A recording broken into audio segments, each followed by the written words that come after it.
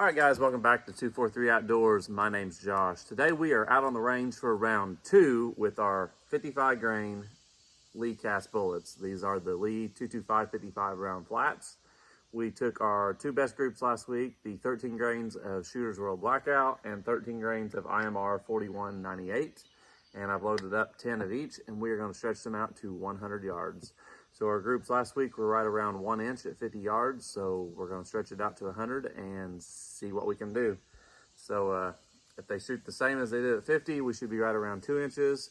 So we'll see what happens. Today is Monday morning. It's about 10 a.m. It's about 80 degrees. Like I said, in the morning, we're in the shade here, and we can kind of beat the heat. So let's see what happens.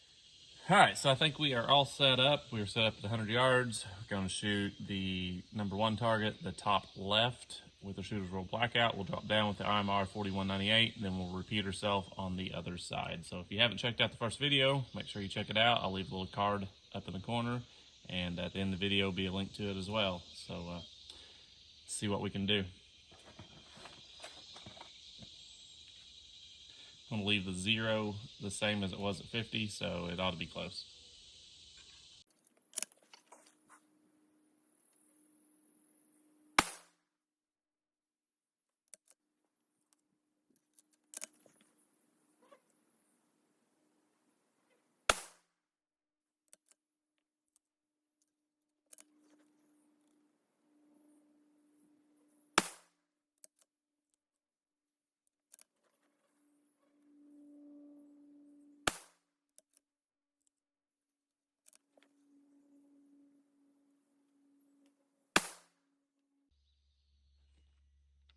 All right, I know I can see 4 of them there. I'm not sure where that first shot went, if it's in the writing, but okay, it went a little bit right, but we got 4 there I'm very happy with. All right, so we're gonna jump right into our IMR 4198, 13 grains. We just shot the 5 rounds, and then we'll shoot this 5. We may walk down target, give our gun just a little cool down, and then we'll repeat our experiment.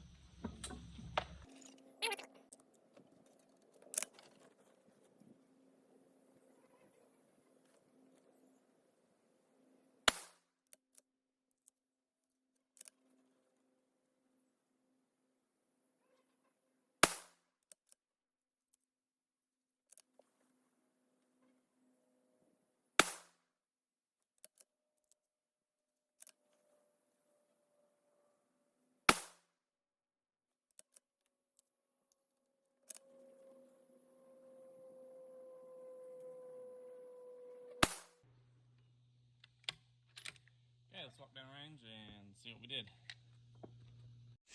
All right, we're down here at the target. Our first group wasn't too bad. We got a 4-shot cluster right there. I think that was our, I don't know if that was our first shot or not, but not too bad for the Shooter's World Blackout. The IMR 4198, 1, 2, 3, 4, and 5. We have 2 kind of flyers. If we could have kept them all in that little group there, that'd have been great. But we're gonna go back down range and repeat and see if we can improve on it. So I've let this chamber chiller run some air down the barrel for about 5 minutes or so. It's still warm to the touch, but it's a lot better than it was. So let's repeat our test. I think I'll shoot the IMR 4198 first, and then we'll finish with the Shooter's World Blackout.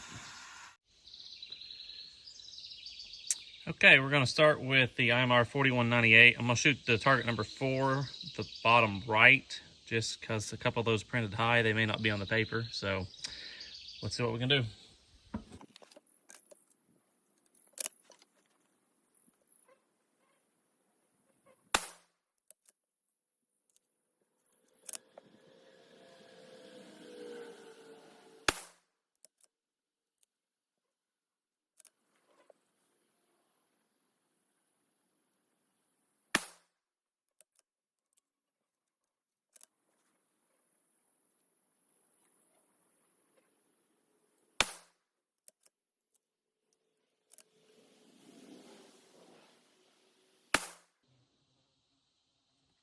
Okay, not terrible.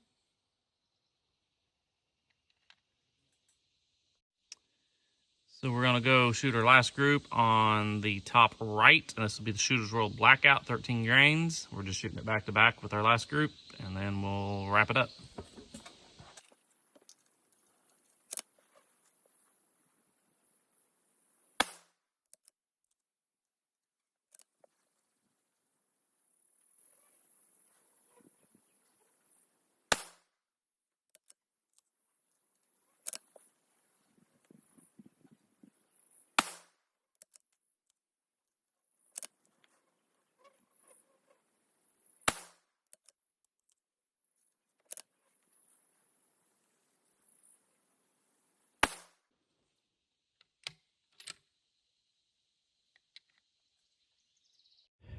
All right, we are back in. I got everything measured out. I got all my shots numbered because I was curious on that as well. And I brought in the targets from the other day. So our first group of 13 grains of Shooter's Roll Blackout.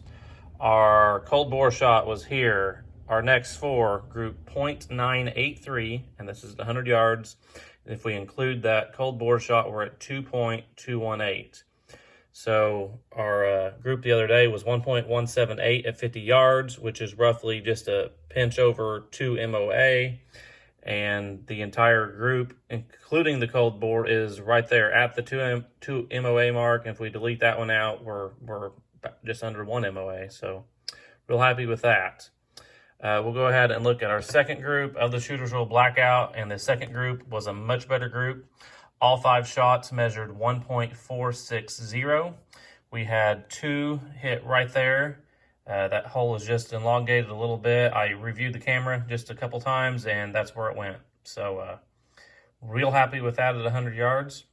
Our IMR 4198 did decent. Not as good as the Shooter's Roll Blackout. As you can see, 1, 2, 3, 4. Fifth one kind of threw out as a flyer. I measured it both ways.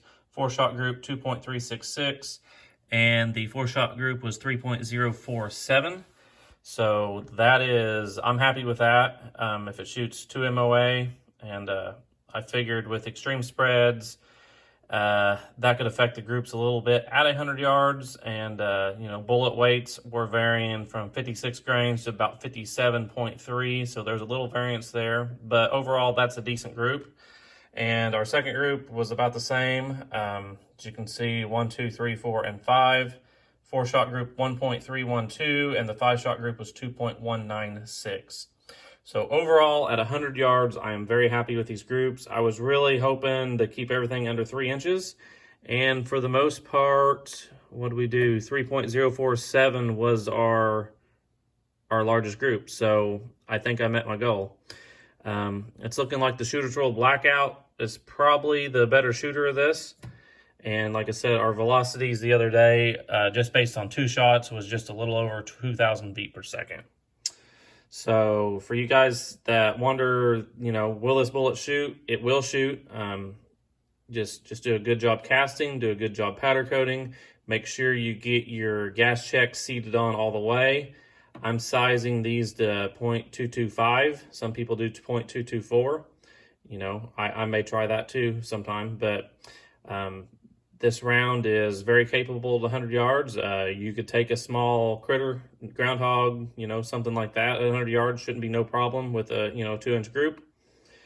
And reading through the comments of the last video, someone said, what's the point of this round? This is a cheap plinking round. It's a lower velocity because it's a cast bullet. You cannot push the cast, as fast as a jacketed. You can't push this 3,000 feet per second. It's very comparable to a .22 long rifle. And, back in the day when you had a 3-cent primer and almost, your lead's almost free, you're at .22, long rifle price. Even with a 10-cent primer today, you're looking at, 12, 13 cents a round. So it's still cheap plinking. If I was to shoot some CCI standard velocity in my Ruger precision rifle, these are about the groups you would get at 100 yards. 50 yards, it shoots them pretty tight, but the quality of that ammo, once it stretches out, it opens up. I can put the Ely, the good ammo, and, shoot inch groups at 100 yards with that precision rifle. But this is just it's a pretty good plinking load. I'm happy with this. I'd had this on my agenda to do for quite a while.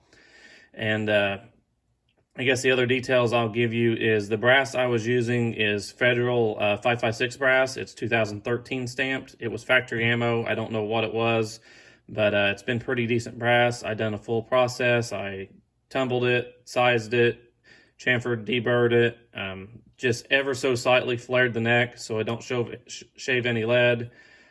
Weighed out all my charges, seated the bullets. I turned them a quarter turn as I seat them, and then gave them just a light crimp. So that's going to wrap up today's video. Like I said, if you haven't watched the first video, watch it, then watch this one. And I think there's a lot of good info here. These bullets will shoot in the Savage Axis 223. So that's all for today. Thanks for watching, and we'll catch you next time.